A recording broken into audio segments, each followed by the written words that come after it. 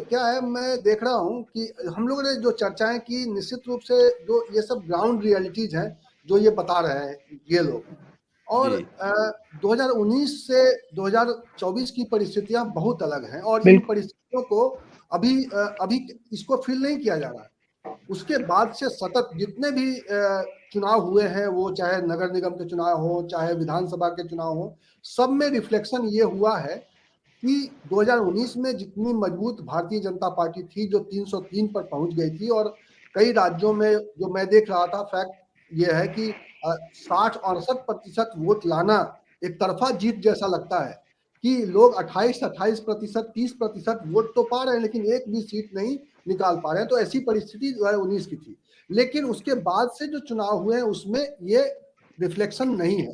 यानी जो विपक्ष वाला सेंटिमेंट है, जो बीजेपी के अगेंस्ट जो पावर है, वोट है, वो एक पहले से रिफ्लेक्शन आ रहा है कि वो उसके खिलाफ में ज्यादा मजबूती से खड़ा है। और जो समस्याएं भी आप देख रहे हैं, भाई किसानों का मामला हो, चाहे नौजवानों का मामला हो, ये समस्याएं निश्चित रूप से बीजेपी के लिए परेशानी पैदा कर रही हैं। लेकिन बीजेपी इन सब को मंदिर की ओट में छिपा देना चाहती है, मंदिर के पीछे छिप के इन सारी समस्याओं को भुलवा देना चाहती है। मुझे लगता नहीं है कि ये होने वाला है। तो लोहा तो गर्म है, लेकिन मैं ये भी देख रहा हूँ, दो चीजें देख रहा हूँ। एक तो विपक्ष में जो एकता है वो अभी क्रमशः एक मजबूती की ओर दिखाई दे रहा है, लेकिन सत्ता पक्ष की जो ताकत है वो भी दिख रहा है।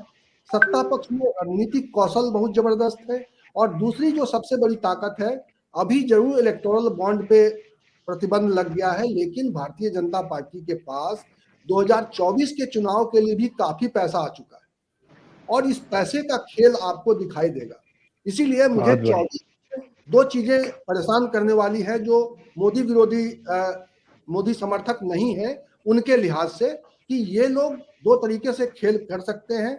और वो जो खेल पहले चल रहा था ईवीएम मशीनों के जरिए और वोटरों को इम्प्रेस करने के लिए तरह तरह से, ये जो बूथ मैनेजमेंट है, ये बूथ मैनेजमेंट कुछ नहीं है, ये पैसे का मैनेजमेंट है कि कैसे तक पैसा पहुंचाया जाए।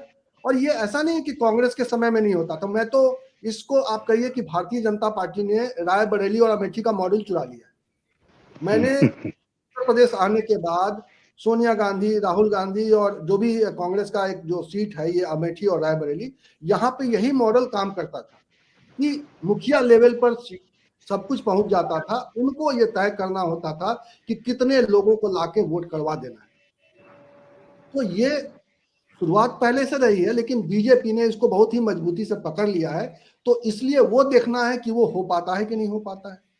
बीजेपी के पास पैसे बहुत हैं, और अभी तक ईवीएम का सवाल अनुत्तरित है, अभी तक पैसे का सवाल अनुत्तरित है, यानी भ्रष्टाचार की पूरी संभावना है। और लेकिन अब देखना है कि पब्लिक जो इस सरकार के खिलाफ में खड़ी हो गई है, उसको अपने साथ लेने के लिए ये तमाम जो राजनीतिक दल हैं, जो अभी एकजुट होते हुए दिखाई दे रहे हैं, जिसमें यह भी दिख रहा है कि कांग्रेस ने बड़ा सेक्रीफाइस किया है, वो बड़ा सेक्रीफाइस कर रही है ताकि इस देश को बीजेपी से मुक्ति दिलाया जाए। उसके लिए अपने अहम का भी सवाल है, क्योंकि बीजेपी ने कांग्रेस मुक्त भारत का नारा दिया था, लेकिन यह और बात है कि कांग्रेस के तमाम नेता बीजेपी में जा रहे हैं और वो वॉशिंग मशीन में धुल के साफ हो जा रहे हैं। देश ये भी देख रहा है और देश का वोटर ये भी देख रहा है। तो ये बड़ा दिलचस्प चुनाव है अपने आप में, कि तमाम तरह की शक्तियां, वैचारिक शक्ति हो, पैसे की ताकत हो, मुद्दे की ताकत हो, लोगों की समस्याएं अपनी जगह है। तो क्या ये चुनाव लोगों की समस्याओं से मुक्ति पाने के लिए होगा? क्या वोटर अपने दिल दिमाग से वोट करेगा? ये एक सवाल बना हुआ है। सारी परिस्थितियां हैं, और दुनिया के लोग ये भी देख रहे हैं कि क्या भारत में लोकतंत्र का वजूद कितने दिनों तक और रहेगा। ये भी एक बड़ा सवाल दुनिया इस बार ये भी दांव पर है। बिल्कुल।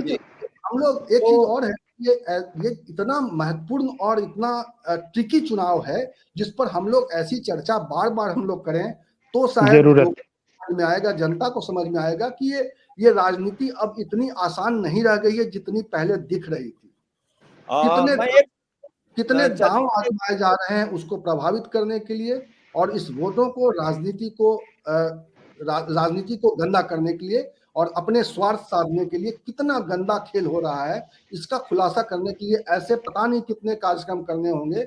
जनता को भी एजुकेट करने की जरूरत और है। हम जो बात कह रहे हैं कि लोकतंत्र, तो देखिए जो जर्मनी से इस समय काम कर रहे हैं, ध्रुव राठी करके एक बहुत मशहूर विश्लेषक है, यूट्यूबर है और विश्लेषक है, और मेहनत करके रिसर्च करके बहुत बनाते हैं। बहुत एक बहुत अच्छा भारतीय लोकतंत्र पर क्यों खतरा मंडरा रहा है, एक वीडियो बनाया हुआ है। उसको ऑलरेडी 20-25 लाख लोग देख चुके हैं। अगर आपने ना देखा हो तो आप उसे देखें, बहुत शानदार, बहुत ताकि आप शानदार है। ये समझ सकें हमने कि देखा।